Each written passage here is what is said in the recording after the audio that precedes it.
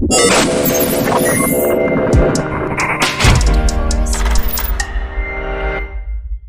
evening.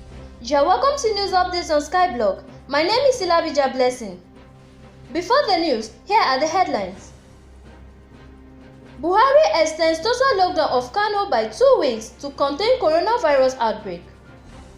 PTF extends gradual easing of COVID-19 lockdown by 2 weeks. Troops kill 20 insurgents in Borno. UK agency sanctions Pastor Oyakhilom's channel over coronavirus and 5G conspiracy claims.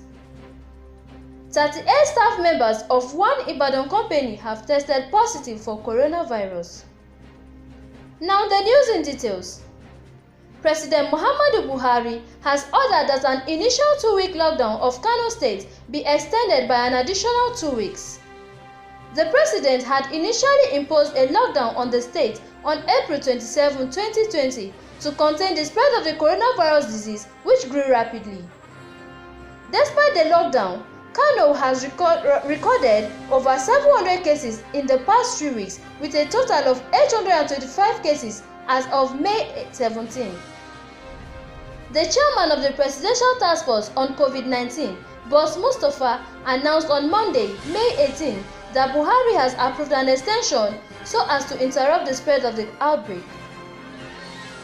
The Presidential Task Force (PTF) on COVID-19 has extended the gradual easing of the lockdown by 2 weeks. The PTF chairman and secretary to the government of the Federation, Mr. Boss Mustapha, announced this on Monday during the briefing of the members of the task force in Abuja, the nation's capital.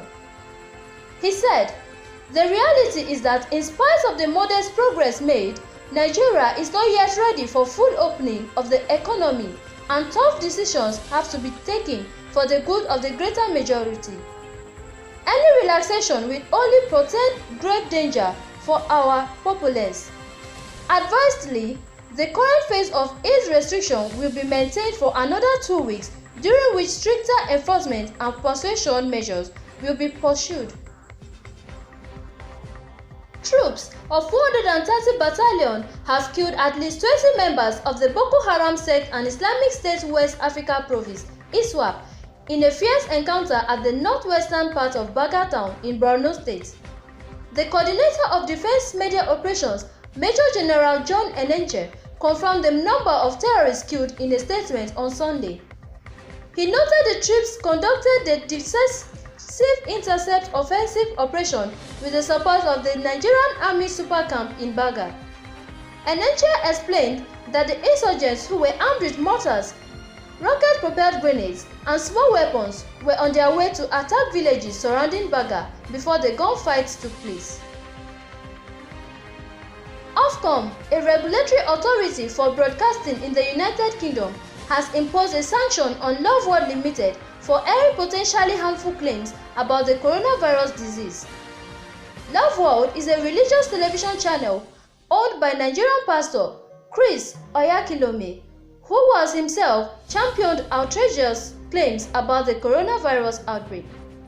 Ofcom announced in a statement on Monday, May 18, 2020, that a news program and a live sermon on the channel aired unsubstantiated claims that 5G technology was the cause of the pandemic and that the outbreak was the subject of a global cover-up.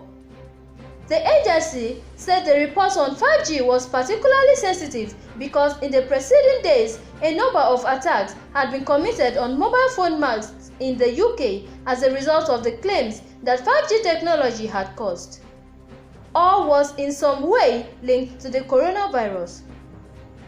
There is no reputable scientific evidence to corroborate the claim that there is a link between 5G technology and the coronavirus, which runs contrary to both the international and UK official position, Ofcom said.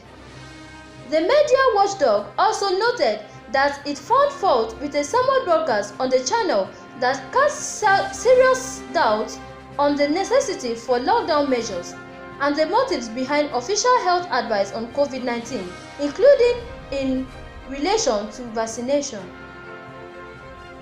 38 members of staff of a company in Ibadan, Oyo State capital, have tested positive for the coronavirus disease. Oyo State Governor Seyi Makinde had first announced on Saturday, May 16, 2020, that 30 staff members from the organization tested positive. In an update he announced on Monday, May 18, he said 8 more have also tested positive from the organization. The governor has refused to divulge any details about the company, but he said it is based in the Ibadan Southwest local government area. He noted on Saturday that the organization has been shut down and will be decontaminated.